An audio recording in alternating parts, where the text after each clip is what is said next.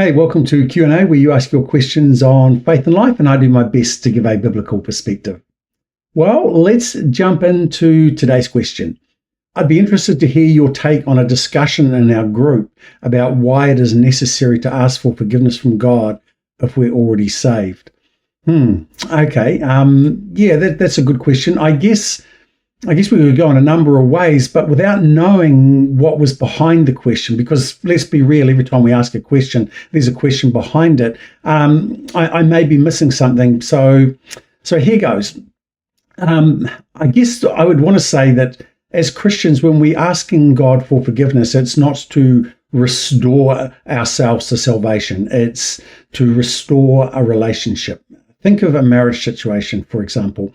Like in my context here, in my case, if I were to say something to offend against my wife, then I'm still married, but the nature of that marriage is not what it could be. There's friction. There's not the relational closeness. There's not the emotional closeness. I'm not enjoying the depth and the benefits of the relationship in the way that's intended until I take ownership and I apologize and I restore. And when that happens, then the relationship goes back to the way that it ought to be, where there is emotional closeness and we're able to enjoy the depth of the relationship as we once had.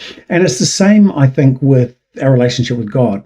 As Christians, when we do, and we think things that offend against the character of God or offend against other people, which separates us from God as well, then what happens is we need to take ownership and ask for forgiveness in order to not be restored to salvation, but to be restored to the depth of the relationship with God that He intends for us, that is possible for us, that we once had.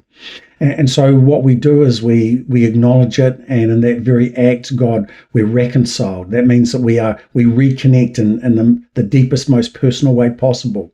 And so that's why we confess our sins, not in order to be saved again, but in order to be restored to the type of relationship, the type of fellowship that God desires for us, and we desire or ought to desire to have with Him.